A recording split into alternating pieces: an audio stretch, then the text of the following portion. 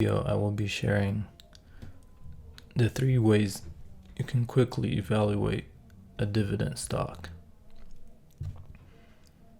First, you can look at the dividend per share. The higher the better. And then you can look at the dividend yield. That also, the higher the better in most cases. And then dividend payout ratio.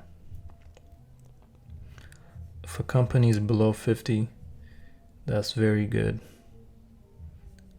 And then if they're over 70 and some even in the 90, then you gotta be very cautious.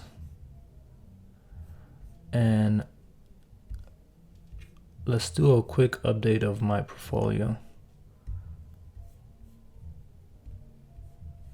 And right now it's up in gains 135, 41.28 right now. Okay, going back to evaluating dividend stocks. So here's what you want to do. You want to go to Yahoo Finance and then type in any dividend stock you want. We'll start with Apple for now. And then go down a little bit, and what you want to do is you want to go to statistics. Click on statistics. And then go down, scroll down. And then where you want to go is to dividends and splits. And this is where you will get pretty much the quick evaluation. First, this is the dividend yield. Going back to, so if it's higher than 2%, that's good. And Apple is lower than 2%, but the way Apple likes to operate is they like to invest a lot of what they make into growing the company. In fact, when Steve Jobs was the CEO, they didn't even pay any dividends because they were so focused on growing the company. Kind of like, I guess, what Amazon also does. So now this is very low, so below 2%. But the plus with Apple is it's a growth company. So I'll show you what I'm talking about real quick. So Apple went up 17% since I owned it, which I bought some in July 28th. So that just shows you that it's mainly focused on growing. Okay, going back. And then this is the payout ratio. Let's go back to the first. So the dividend payout ratio, if it's below 50%, that's good. Or great, actually. And the reason that's great is because whatever they're making, whatever they have in cash, they're only paying about 23% of that to their shareholders in form of dividends. So that's not a big amount of the money they have on hand. So that's not really going to affect them much. And I'll give you another example with a company that's in a different situation.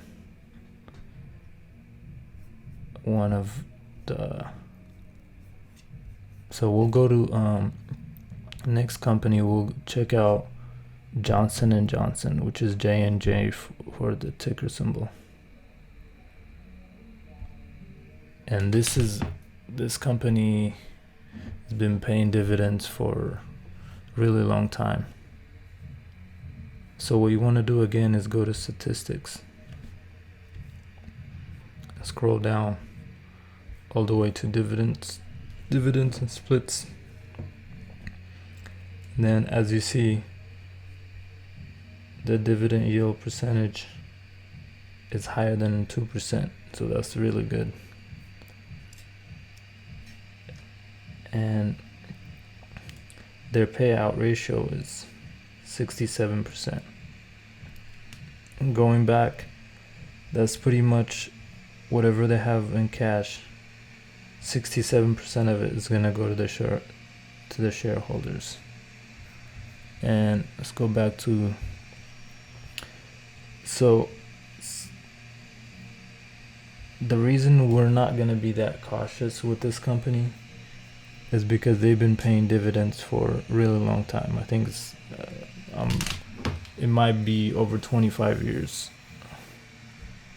I should check that. But they're still below 70% right now. So we're not really gonna worry about Johnson & Johnson. It's a really good company. They make a lot. They make money every year. And they also have a lot of cash on hand, 19 billion. And then we can go see,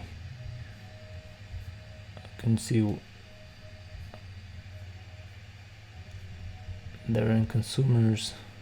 Oh no, they're not in consumers. They're in healthcare. And Johnson & Johnson.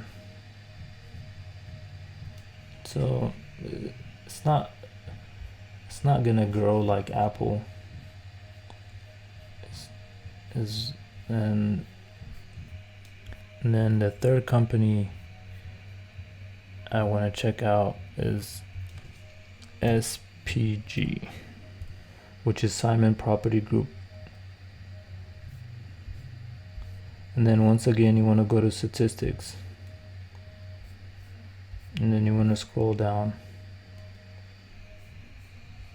And then dividends and splits, that's where you want to go.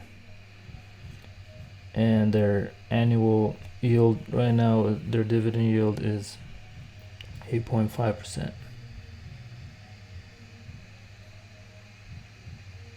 And this is their trailing annual dividend yield, 13.64%. And then let's see where, and this is their payout ratio. This is very alarming.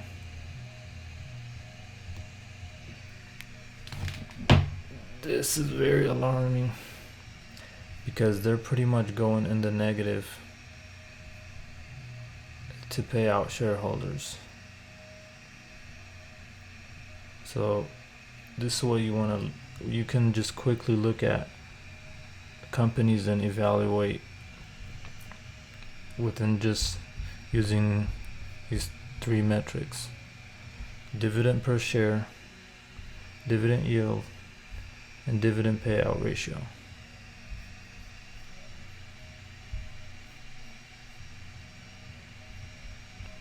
And let's see. So I do own SPG right now, but I might even sell it. Yeah, definitely might sell this company. I don't know why I still own it. But that's the metric you want to use to make a quick evaluation of dividend stocks.